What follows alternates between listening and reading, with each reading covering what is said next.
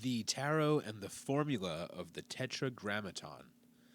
What, then, are the court cards? This question involves another aspect of the system of development. What was the first mental process? Obliged to describe nothing, the only way to do so without destroying its integrity was to represent it as the union of a plus something with an equivalent minus something. One may call these two ideas the active and passive, the father and mother. But although the father and mother can make a perfect union, thereby returning to zero, which is a retrogression, they can also go forward into matter, so that their union produces a son and a daughter. The idea works out in practice as a method of describing how the union of any two things produces a third thing, which is neither of them. The simplest illustration is in chemistry. If we take hydrogen gas and chlorine gas and pass an electric spark through them, an explosion takes place, and hydrochloric acid is produced. Here we have a positive substance, which may be called the son of the marriage of these elements, and is an advance into matter. But also, in the ecstasy of the union, light and heat are disengaged. These phenomena are not material in the same sense as the hydrochloric acid is material. This product of the union is therefore of a spiritual nature and corresponds to the daughter. In the language of the alchemists, these phenomena were classified for convenience under the figure of 4 elements. Fire, the purest and most active, corresponds to the father. Water, still pure but passive, is the mother. Their union results in an element partaking of both natures, yet distinct from either, and this they called air. One must constantly remember that the terms used by ancient and medieval philosophers do not mean at all what they mean nowadays. Water does not mean to them the chemical compound H2O. It is an intensely abstract idea and exists everywhere. The ductility of iron is a watery quality. The word element does not mean a chemical element. It means a set of ideas. It summarizes certain qualities or properties. It seems hardly possible to define these terms in such a way as to make their meaning clear to the student. He must discover for himself by constant practice what they mean to him or her. It does not even follow that he will arrive at the same ideas. This will not mean that one mind is right and the other wrong, because each one of us has his own universe all to himself. And it is not the same as anybody else's universe. The moon that A sees is not the moon that B standing by him sees. In this case, the difference is so infinitesimal that it does not exist in practice, yet there is a difference. But if A and B look at a picture in a gallery, it is very much not the same picture to both, because A's mind has been trained to observe.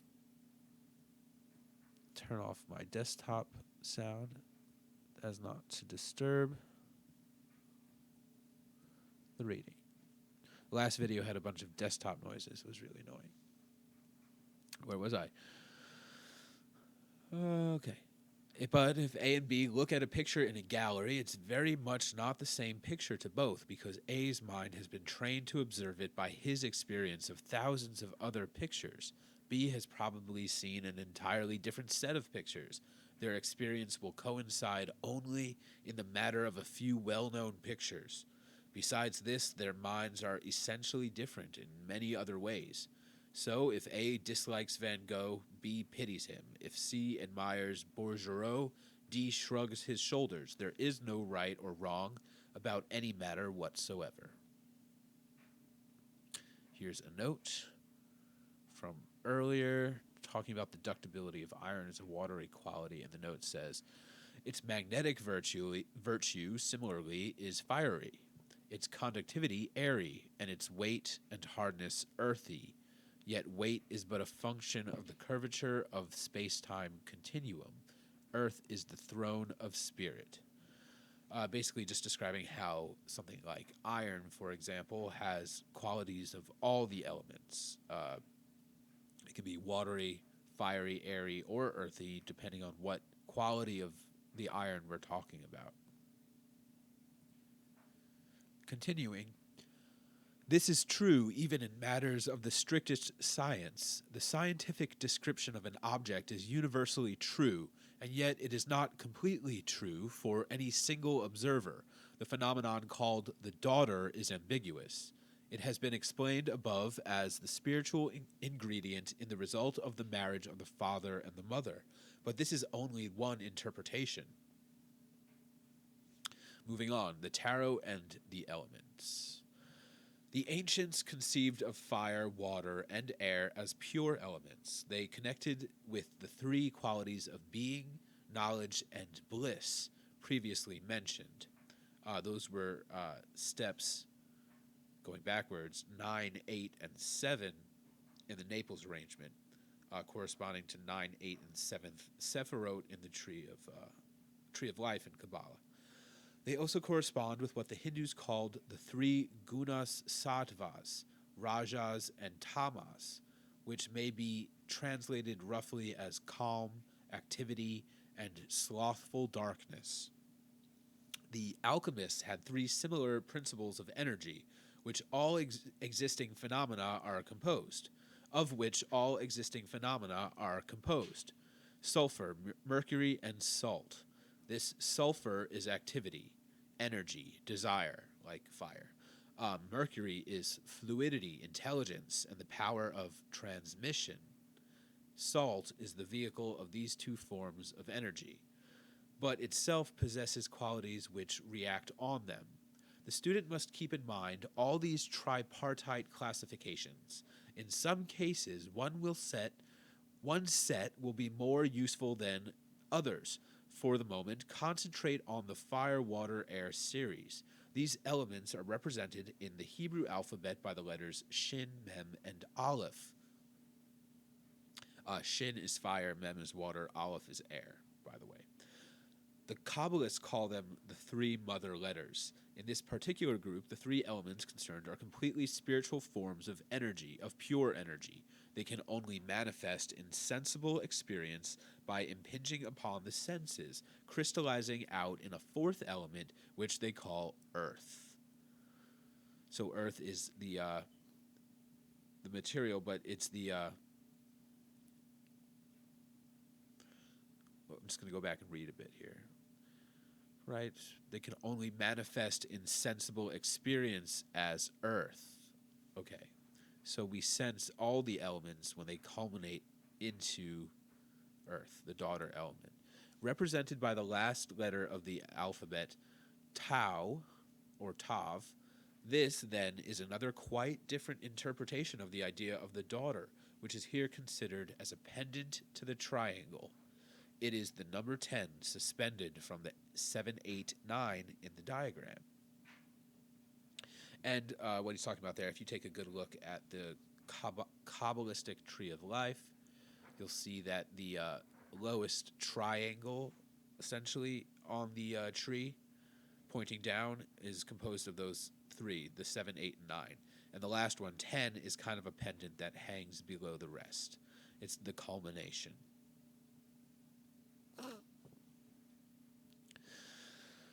These two interpretations must be kept in mind simultaneously. The Kabbalists, devising the tarot, then proceeded to make pictures of these extremely abstract ideas of father, mother, son, and daughter, and they called them king, queen, prince, and princess. It is confusing, but they were also called knight, queen, king, and princess. Sometimes, too, the prince and princess are called emperor and empress. The reason for this confusion is connected with the doctrine of the Fool of the Tarot, the legendary wanderer who wins the king's daughter, a legend which is connected with the old and exceedingly wise plan of choosing the successor to a king by his ability to win the princess from all competitors. Fraser's Golden Bough is the authority on this subject. I believe he's talking about Golden Bow, Golden Bough, I'm not sure, whatever. Talking about how... purported in Fraser's work here, might be this idea that in older times, Bronze Age, maybe Iron Age times, new kings were chosen based on the most clever or trickiest candidate, the one who could basically infiltrate the kingdom and murder a king and take his daughter, was what proved a man to be worthy of the throne. I might be mistaken. I'm not really read up on these subjects, but this is just something I've heard in passing. It has been thought better for the present pack to adopt the term knight, queen, prince, and princess to represent the series father, mother, son, daughter, because the doctrine involved, which is extraordinarily complex and difficult, demands it. The father is knight because he is represented as riding on a horse. It may make it more clear to describe the two main systems, the Hebrew and the pagan, as if they were and had always been concrete and separate. Excuse me. The Hebrew system is straightforward and irreversible. It postulates father and mother from whose union issues son and daughter. There an end. It is only later philosophical speculation to derive the father-mother dyad from a unity manifest, and later still to seek the source of that unity in nothing. This is a concrete and limited scheme, crude with its causeless beginning and its sterile end. The pagan system is circular, self-generated, self-nourished, self-renewed. It is a wheel on whose rim are the father, mother, son, daughter. They move about the motionless axis of zero. They unite at will. They transform one into another. There is neither beginning nor end to the orbit. None is higher or lower than another. The equation naught equals many equals two equals one equals all equals naught is implicit in every mode of the being of the system. Difficult as this is, at least one very desirable result has been attained. To explain why the tarot has 4 court cards, not 3, it also explains why there are 4 suits. The 4 suits are named as follows: wands attributed to fire, cups to water, swords to air, and discs, coins, or pentacles to earth. I like pentacles. The student will notice this interplay and counterchange of the number 4. It is also important for him to notice that even in the tenfold arrangement, the number 4 takes its part. The tree of life can be divided into 4 planes. The number 1 corresponds to fire, numbers 2 and 3 to water, numbers 4 to 9 to air, and the number 10 to earth. This division corresponds to the analysis of man. The number 1 is his spiritual essence, without quality or quantity. The numbers 2 and 3 represent his creative and transmissive powers, his virility and his intelligence. The numbers 4 to 9 describe his mental and moral qualities as concerned in his human personality. The number 6, so to speak, is a concrete elaboration of the number 1. And the number 10 corresponds to Earth, which is the physical vehicle of the previous 9 numbers. The names of these parts of the soul are 1, Yehida, 2 and 3, Chia and Neshama, 4 to 9, Ruach, and lastly, 10, Nefesh. These 4 planes correspond once more to the so-called 4 worlds, to understand the nature of which one should refer, with all due reservations, to the Platonic system. We're going all over the place. We're going from Kabbalah to Eastern religions. Now we're going to the Greek Platonic system. Might be what he was talking about when he was talking about pagan system, but in reference to the court cards, I'm not really sure. Continuing. The number 1 is Atziluth, the archetypical world, or archetypal world. But the number 2, as being the dynamic aspect of number 1, is the practical attribution. The number 3, I'm going to go back and read that again. archetypal world. But the number 2, as being the dynamic aspect of the number 1, is the practical attribution. The number 3 is Bria, the creative world in which the will of the Father takes shape through the conception of the mother, like a womb.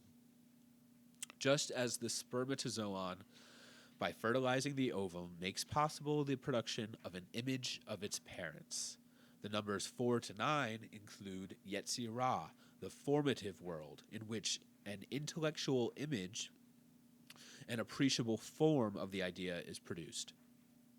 And this mental image becomes real and sensible in the number 10, Asiya, the material world. There you go. Doesn't it make perfect sense, guys? So this is how things are essentially drawn into manifestation, or the formative world. The number 10, Asiya, or Malkuth. They are essentially one and the same.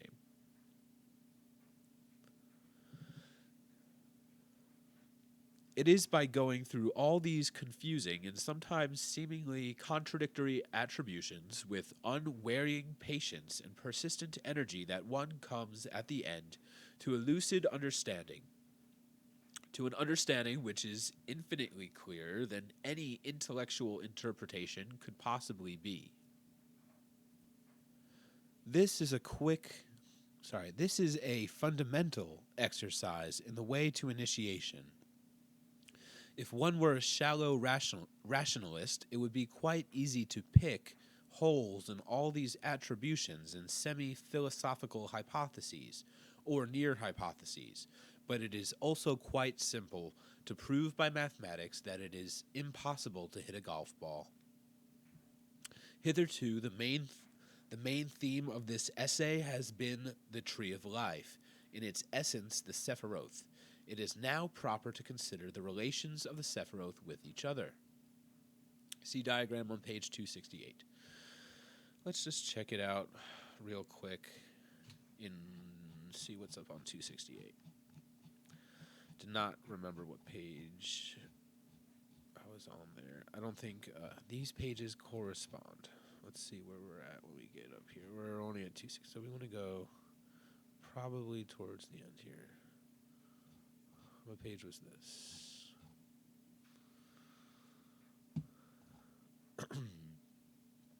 Yes, excuse me for a moment. 284, I guess they do correspond. So let's go to 268 here.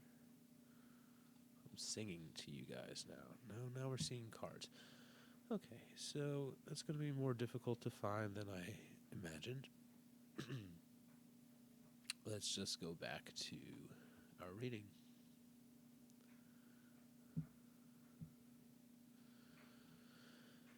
Right. Find where we were.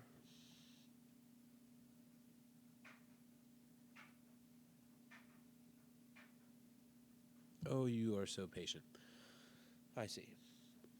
It is now proper to consider the relations of the Sephiroth with each other. It will be noticed that 22 lines are employed to complete the structure of the Tree of Life. Excuse me. So yeah, I can show you that. Because what he's telling us here is that, as we see in this tree, the 10 numbers that we've been discussing so thoroughly in the first 2 parts of this series and a little bit in this are here. These are our 10 Sephiroth. You can see 7, 8, 9, and 10. 9, 8, 7, 6, 5, 4, 3, 2, 1. So they do go in that order. And the properties we talked about are attributed to these numbers. 1 being the point, the first point of consciousness. 2 being the necessary development in order to have relation to that point. 3 being essentially the formation of magnitude, or the development of magnitude. We can say space perhaps, but not quite. Magnitude is probably a better idea. The number 4 comes in to give us a sense of matter, create the 4 coordinates so we can have matter. 5 adds motion. 6 in the center here is consciousness. Makes sense that it's in the center of the system. Beyond that, it gets more complicated, but we can essentially call these bliss, thought, and being. And being just behind actualization, which happens down here in 10. That's my best explanation, or my simplest. And we can return here. I think we're on page 12. Or I'm wrong.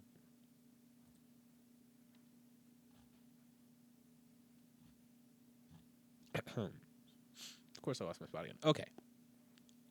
It will be noticed that the 22 lines are employed. I didn't even get to the point I was trying to make when we were down at the diagram. You will have also noticed that between those 10 Sephiroth are 22 lines or paths. Those 22 lines are attributed to the letters of the Hebrew alphabet and the 22 trumps in the tarot. That's what Crowley is trying to let us know here, or he's starting to let us know. So it will be explained in due course how it is that these correspond to the letters of the Hebrew alphabet.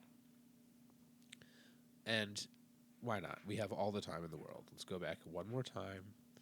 Let's look at the tree, and you will see here are the paths that connect the Sephiroth. They go in all directions, diagonally, horizontally, vertically, and people attribute the Hebrew letters to these paths. So that's what Crowley's going to get us into, as he says, in due time. So let's be patient. And we'll find ourselves back up here. It will be remarked that in some respects, the way in which these are joined up appears arbitrary. Notably, there is an equilateral triangle, which one would think would be a natural basis for the operations of philosophy, consisting of the numbers 1, 4, and 5. What I could do is get a tree of life here to pull up and show next to it. Okay, so he says, notably, there is an equilateral triangle, one would think would be a natural basis for the operations of philosophy, consisting of the numbers 1, 4, and 5. But there are no lines joining 1 and 4, or 1 and 5. So let's take a look. Here we have 1, 4, and 5. And what he's saying is an equilateral triangle could easily be drawn from these 3, like we see with these 3, these 3, these 3. You see the paths connect many of these, but nothing connects 1 and 4, nothing connects 1 and 5. That's what he's drawing our attention to. Good.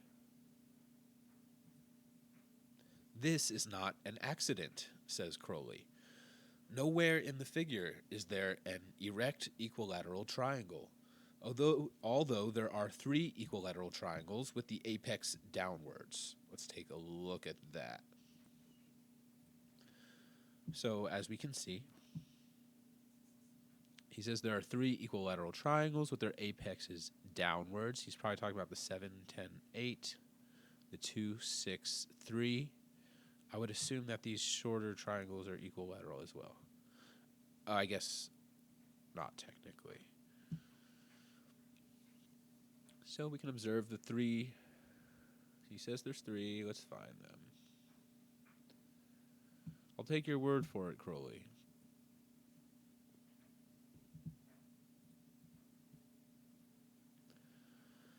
The 3 equilateral triangles with the apex downwards. This is because of the original formula, father, mother, son, which is 3 times repeated in a descending scale of simplicity and spirituality. The number 1 is above these triangles because it is an integration of 0 and descends, I believe should be the correct word, from the triple veil of the negative. Now, the Sephiroth, which are emanations of the number 1, as already shown, are things in themselves, in almost the Kantian sense. The lines joining them are forces of nature. That's very important to remember. The lines joining these are forces of nature of a much less complete type. They are less abstruse, less abstract. Okay. Something to meditate on there. Moving on, the 22 keys, ATU, or trumps of the tarot. Here now is an excellent example of the all-pervading doctrine of equilibrium. The equation always reads ax squared plus bx plus x equals 0. Okay. If it does not equal 0, it is not an equation. And so, whenever any symbol loses importance in one place in the Kabbalah, it gains in another. Okay. The court cards and small cards form the skeletal structure of the tarot in its principal function as a map of the universe. But, for the special significance of the pack as a key to magical formulae, the 22 trumps acquire a peculiar importance. To what symbols are they attributed? They cannot be related identically with any of the essential ideas, because that place is taken by the cards from 1 to 10. They cannot represent primarily the father, mother, son, daughter complex in its fullness, because the court cards, New York is coming back, because the court cards have already taken that position. They are attributed as follows. Yes, that was my cat. The 3 mother letters, Shin, Mem, and Aleph, represent the 3 active elements. The 7 so-called double letters, Beth, Gimel, Daleth, says Kapli. That's not a Hebrew letter. Beth, Gimel, Daleth, I think Kaf, Pei, Resh, and Tav represent the 7 sacred planets. So let's do that one more time. So we have the 1 through 10. Those are the cards 1 through 10. Father, mother, son, and daughter, which I can show you here. Crowley tried to explain is that there's essentially sections in the tree which we can attribute to father, mother, son, and daughter, fire, water, air, and earth, respectively. He likes to say that 1 and 2 are the father. 3 is the mother. 4, 5, 6, 7, 8, and 9. This whole chunk constitutes the son. And the daughter is 10. Fire, water, air, and earth. And these are essentially worlds unto themselves. So 1 is the kind of originating place. Here is the, I believe what's called the formative world. I might be getting this wrong. So I'm just going to go back to reading. Haha. Father, mother, son, daughter complex. Those are represented by the court cards. They are attributed as follows: the 3 mother letters. So 3 letters of the 22 are known as the mothers. So those are kind of the most important or main letters. Shin, Mem, Aleph. As we explained before, they represent 3 active elements: Shin, fire; Mem, water; Aleph, air. Then there's the 7 of the 22 called double letters. Those are Beth, Gimel, Daleth, Kaf, Pei, Resh, and Tav. And they're representative of the 7 sacred planets. If you're not familiar with those, that's the moon, the sun, Saturn, Jupiter, Mars, Venus, and Mercury. Let me know if I missed anything. But I couldn't tell you how they're attributed to these letters. So you have Beth I believe that's Mercury. I'm just giving this a shot. Gimel, I believe, is for the moon. Daleth, I believe, is for Mars. Kaf, Pe, Resh, and Tav. Tav, I know, for Saturn. Resh for the sun. So we can only guess what Jupiter and Venus are attributed to. So, continuing on. The remaining 12 letters, Hey, Vav, Zayin, Heth, Teth, Yud. There are typos here. I know the Hebrew letters. It's not Van or Van. There's no Kapli. So that's Kaf and Vav. Hey, Vav, Zayin, Heth, Teth, Yad, Lamed, Nun, Samek, Ayin, Tsadi, Kof. They represent the signs of the zodiac. So how convenient.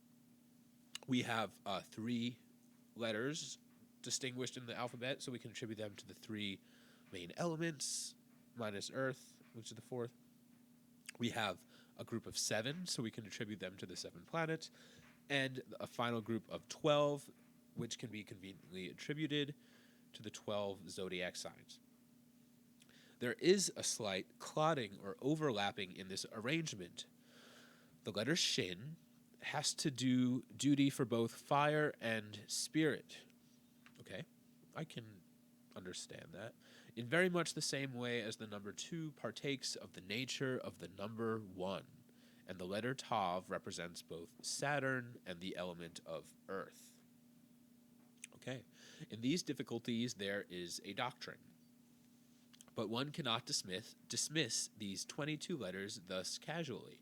The stone that the builders rejected becomes the head of the corner. These 22 cards acquire a personality of their own, a very curious personality. Excuse me. It would be quite wrong to say that they represent a complete universe. They seem to represent certain rather curious phases of the universe.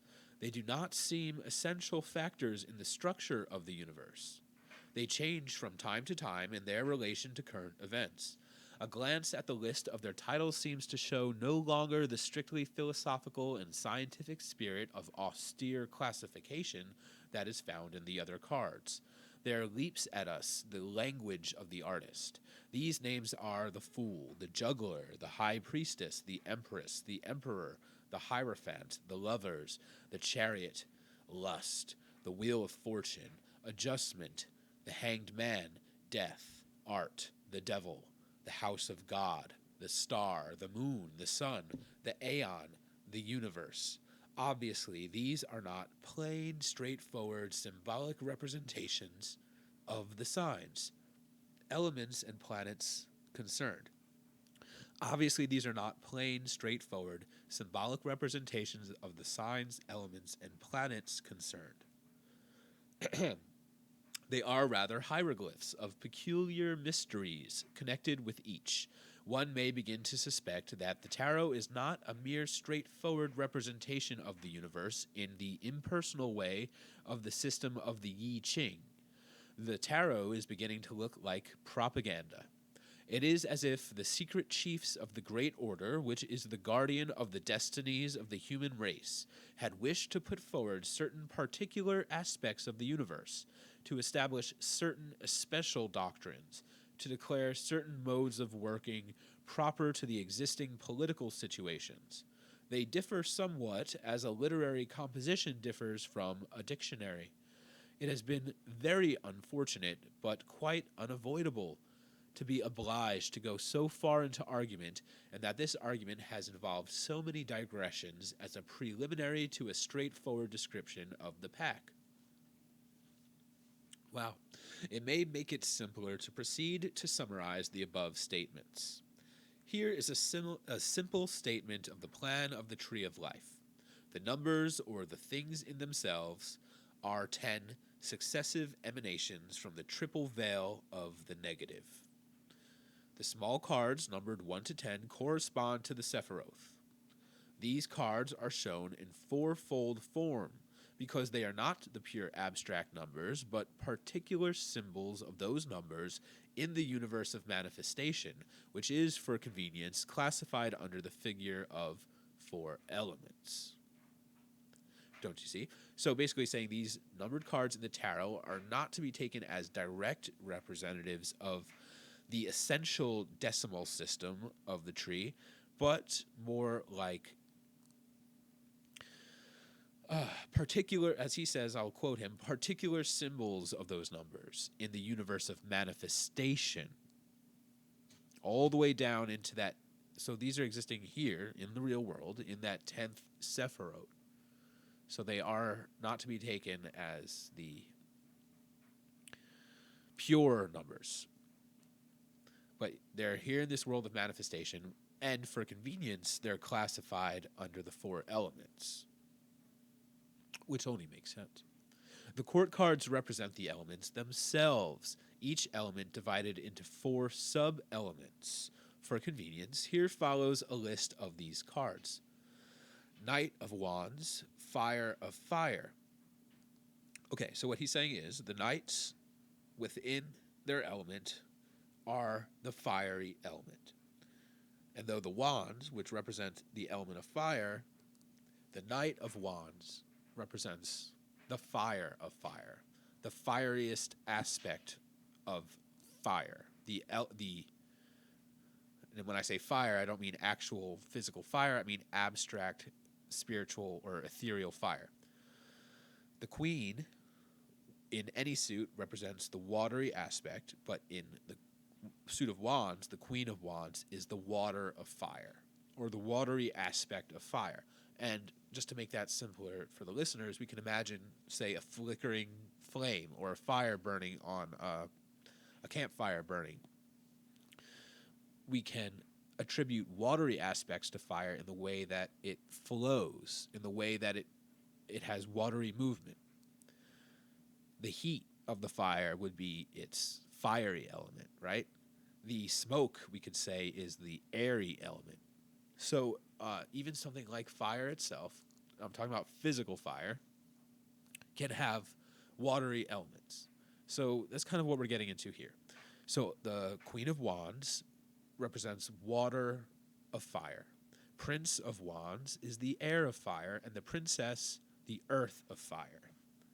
And just so you know, if you want to compare this to other decks, like the Marseille deck, Knight would be king, queen is queen, prince would be knight, and princess would be page.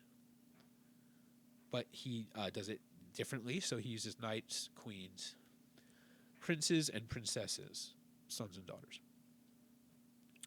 Knight of Cups is fire of water, Queen of Cups, water of water, Prince of Cups, air of water, Princess of Cups, earth of water. Cups represent water. Swords represent the element of air. That's the suit. But within that suit, the Knight is the fiery element of air, Queen is the watery element of air, the Prince of Swords, the air of air, and Princess of Swords, the earth of air. Let's continue on to Knight of Discs, fire of earth, Queen of Discs, water of earth, Prince of Discs, air of earth, and the Princess of Discs, coins, pentacles, whatever you want to call them, is the earth of earth. The tarot trumps are 22 in number. They represent the elements between the Sephiroth, or things in themselves, so that their position on the Tree of Life is significant. Here are 1 or 2 examples. The card called the Lovers, whose secret title is the Children of the Voice, the Oracle of the Mighty Gods, leads from the number 3 to the number 6. Let's take a look at our tree. So here we have 3, Sephiroth 3. You might notice somebody has put their own little notes into here. That might be helpful, but don't worry about that. So we have 3, and we have 6. We talked about how 3 is essentially the beginning of magnitude, space, vastness, and possibility. And 6 is consciousness. And we see there's a path connecting these 2 essential elements. The nature of this path would take on the nature of 3, and the nature of 6. So whatever goes there, whichever Hebrew letter stands there, and whichever associated tarot card goes there, expresses that nature. I hope that's a good explanation. So the Lovers is what he's saying goes there. So the card the Lovers would exist between these two Sephiroth, or is attributed to this path.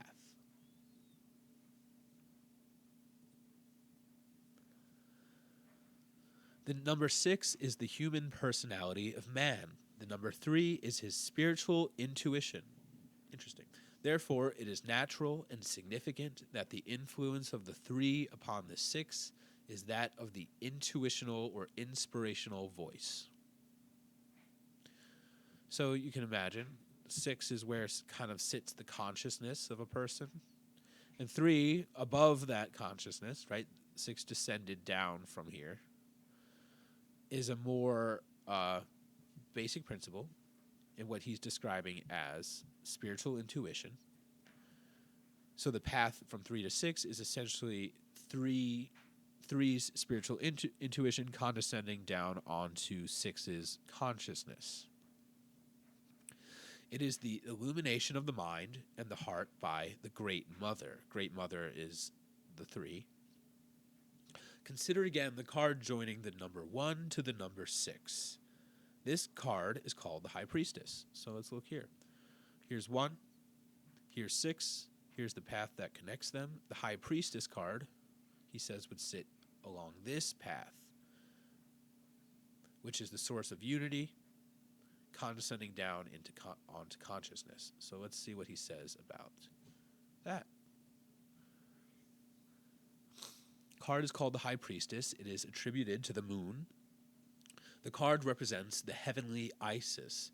It is a symbol of complete spiritual purity. It is initiation in its most secret and intimate form.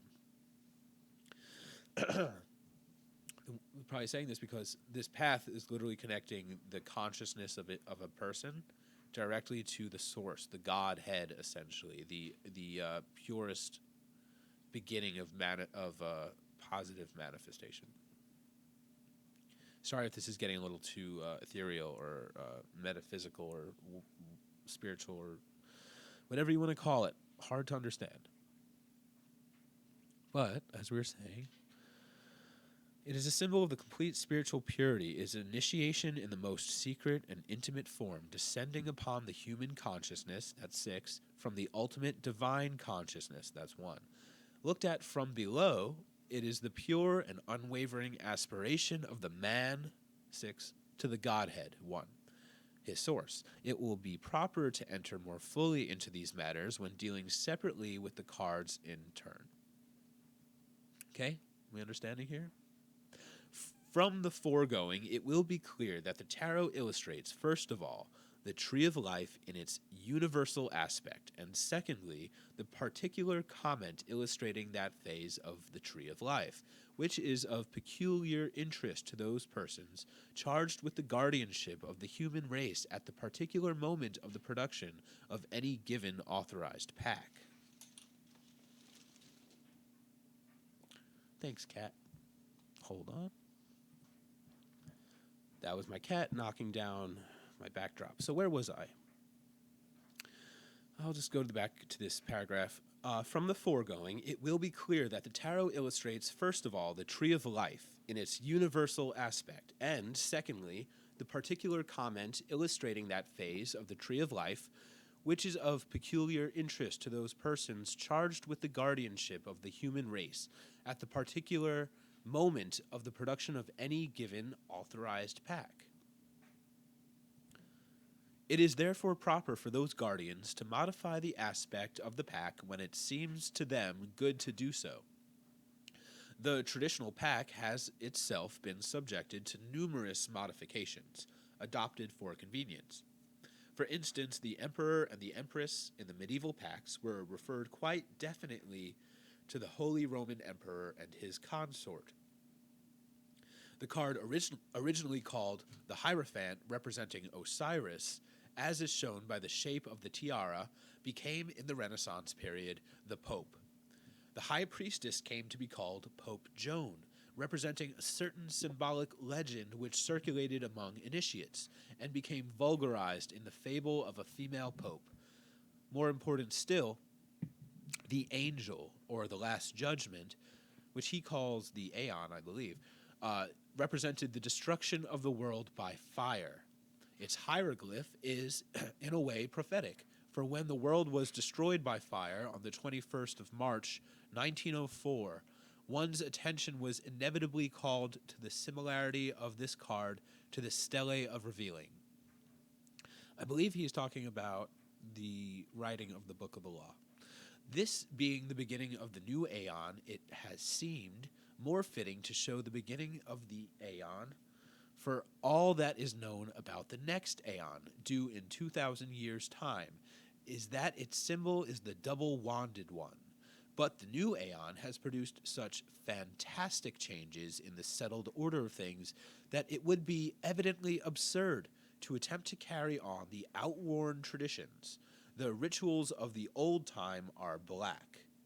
It has consequently been the endeavor of the present scribe to preserve those essential features of the tarot which are independent of the periodic changes of Aeon, while bringing up to date those dogmatic and artistic features of the tarot which have become unintelligible.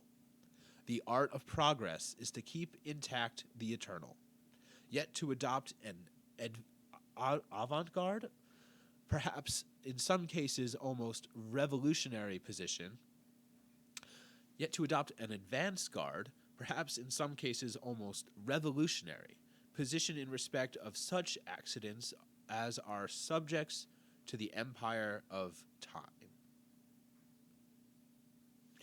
And then he says time, and then we see Roman numeral 3, and because the next part, third part, begins here, the tarot and the universe. So that would probably be a good place to stop, and we'll pick up with part 3 of part 1, the tarot and the universe, in part 4 of this series. I've been going about 47 minutes. I think that's good. See if there's anything I want to just go over what I just read a moment here. I think he's essentially arguing for why he reformed the tarot, why he created his own deck. He wanted to make it more